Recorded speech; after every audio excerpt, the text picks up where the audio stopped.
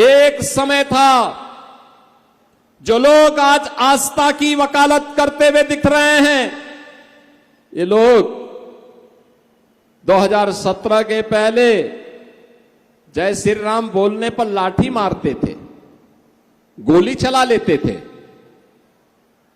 गोली चलाते थे, कावड़ यात्रा को प्रतिबंधित करते थे, श्री कृष्ण जन्माष्टमी के आयोजन को रोकते थे, रामनवमी की शोभा यात्रा नहीं निकलने देते थे, धार्मिक स्थलों की संपत्ति पर कब्जा करते थे।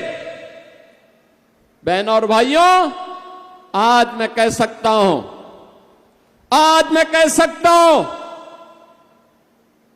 पश्चिमी उत्तर प्रदेश के लिए,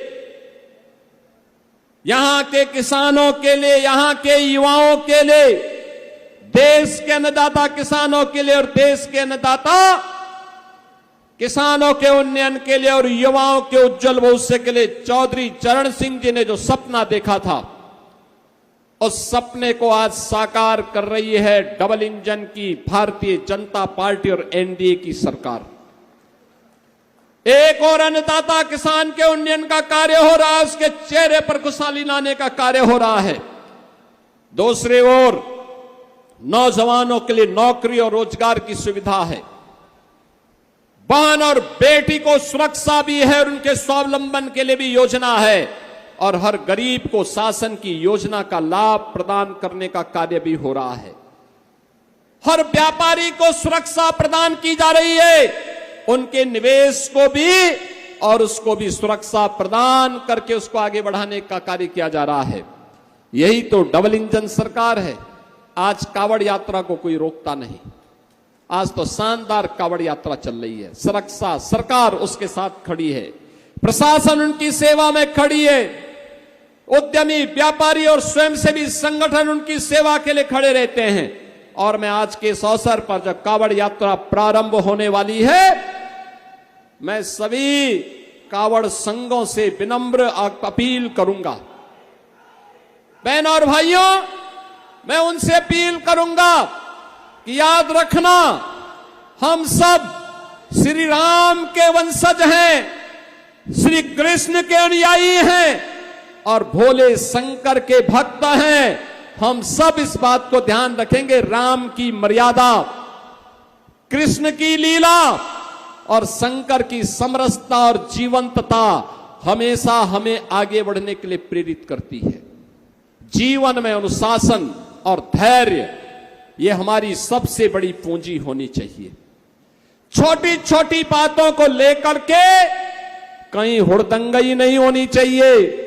याद रखना, ये सभी हुड़दंगई या कहीं कोई गुंडागिर्दी होती है, इस प्रकार के दृश्य, कोई अनुशासनहीनता होती है तो इस प्रकार के दृश्य, जितने भी विरोधी हैं ये सभी लोग एक नोट करके रखेंगे और फिर कावड़ यात्रा को पूर्व की भांति प्रतिबंधित करने के लिए लोग एन केन प्रकारेण तमाम अन्य जगहों से दबाव बनाने का प्रयास करेंगे।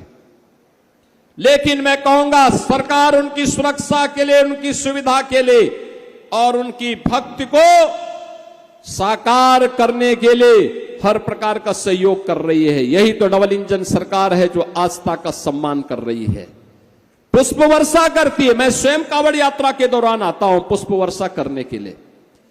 लेकिन बहनों और भाइयों, हम लोगों को उस मर्यादा को समझना होगा जो इस यात्रा की, कावड़ यात्रा की गरिमा को बढ़ाएगा, कावड़ यात्रियों के साथ लोगों के उस प्रगाढ़ प्रेम को व्यक्त करने का एक माध्यम बनेगा। इसलिए अगर कोई गलत व्यक्ति हमारे बीच में आकर के उपद्रव करने का प्रयास करता है, उड़दंगई करने का प्रयास करता है, पहले ही ऐसे व्यक्ति को कान पकड़ करके बाहर कर देने की आवश्यकता है और कह देने की आवश्यकता है कि अनुशासनहीनता हम नहीं स्वीकार करेंगे। यह मर्यादा है हमारे पर्व और त्योहारों की, और पर्व और त्योहारों की इस मर्यादा को ध्यान में रख करके अगर हम कार्य करेंगे तो आने वाले समय में ये परंपराएं और अच्छे ढंग से आगे बढ़ेंगी।